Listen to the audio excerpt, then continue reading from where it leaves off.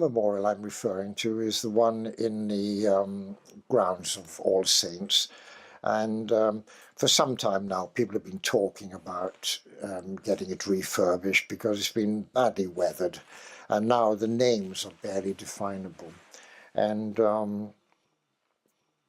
I got fed up with this, and I thought, better do something about it. So I saw the vicar and I said, look, come on, let's get cracking, for God's sake, and do this.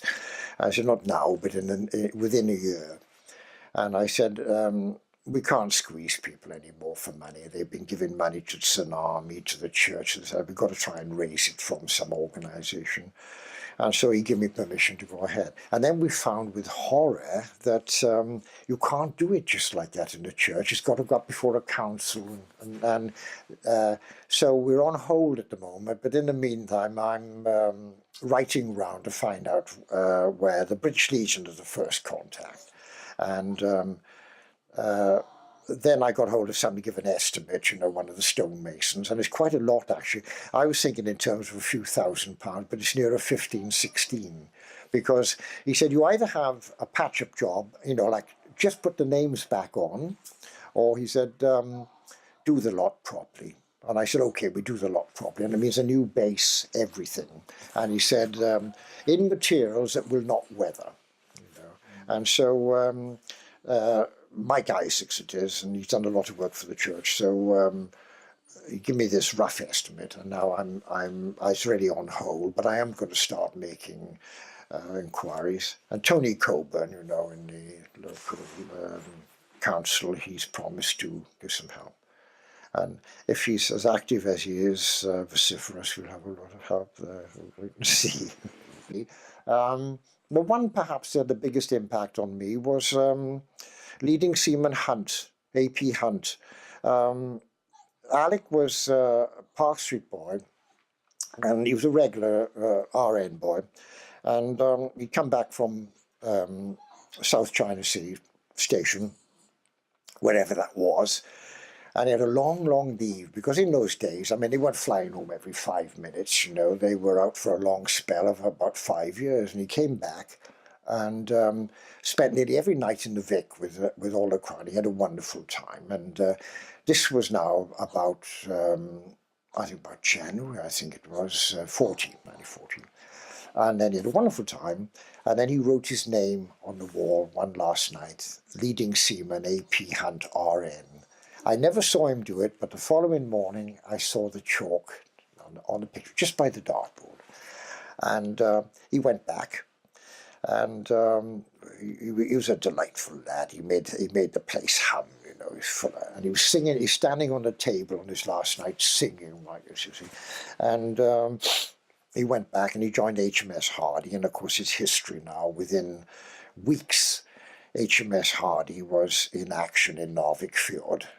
And we heard all about the action, and it was, it had hell out of it, and there were 14 killed, I believe, and including the captain. And sadly, Alec Hunt was one, and he was the first. He wasn't the first Mumbles one, but he was the first one I knew of.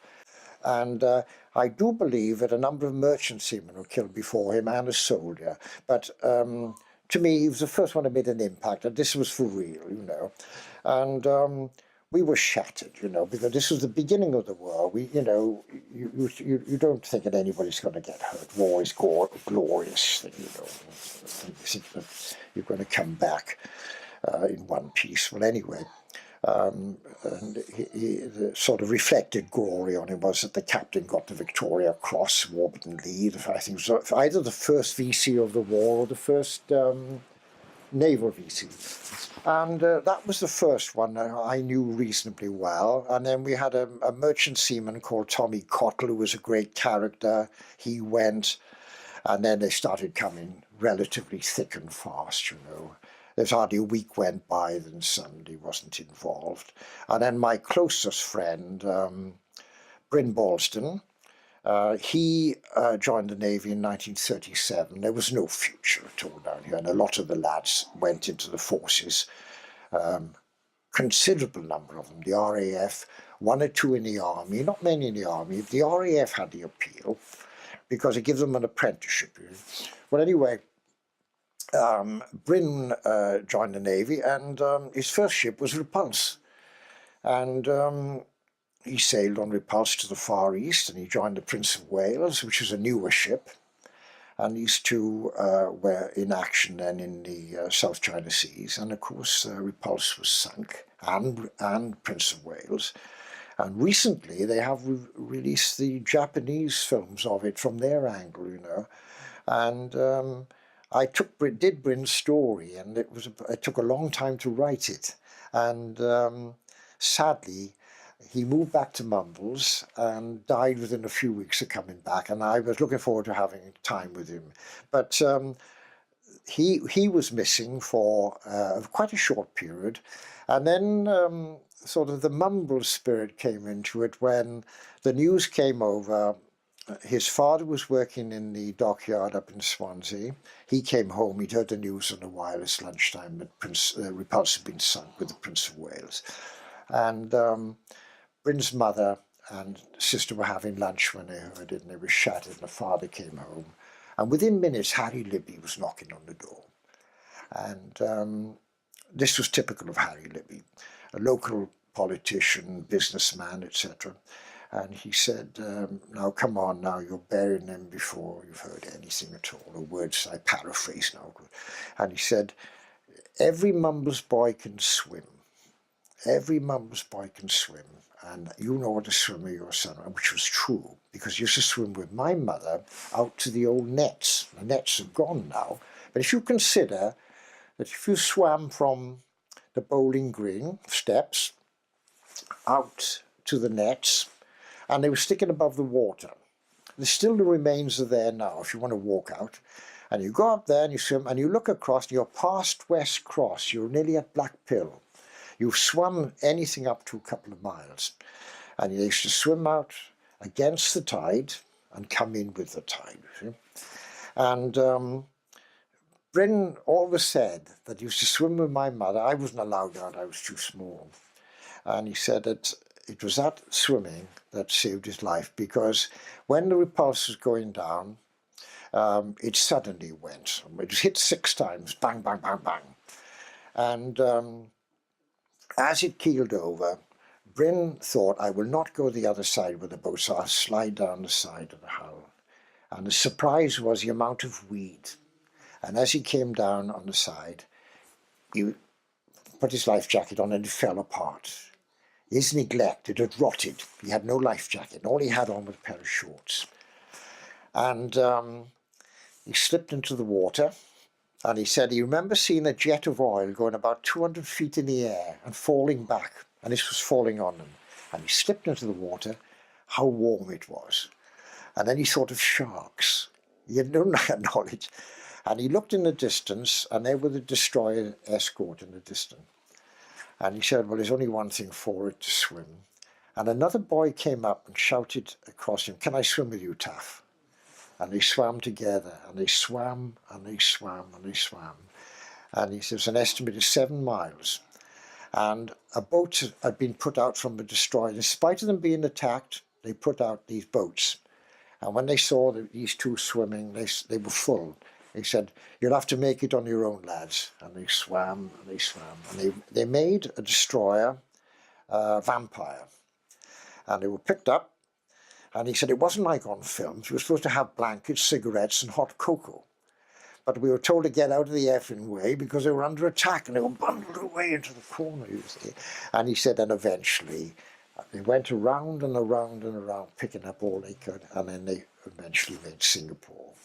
And then about a week later, they had the telegram that he was okay. And Harry Libby had instructed the postmistress, all telegrams I see first. I don't care what you say, I'm opening them. He said, you're not going to deliver a telegram to anybody around here just like that. And he opened up the telegram, and the Admiralty were pleased to inform you that your son, and he took it up the road. And he said, Mrs. Balston told Bryn afterwards, and he said, he knocked and I waited for him, he had the telegram. And he said straight away, I told you all Mumbles boys can swim. And that's what Harry Libby did. And he sent the letter out, every month was sent out. He'd print letters which people with relatives in the forces, I've got some upstairs now, would collect and mail out with all the local news. And then every week they had one town in Britain was centred on, concentrated on by the BBC to send a message abroad. And they did Mumbles. And sadly, a girl was, they had a few sweethearts to talk. And one little voice piped up, a girl from Blackpool, I forget her name, and she said, "Hello, Warnock, this is so-and-so here.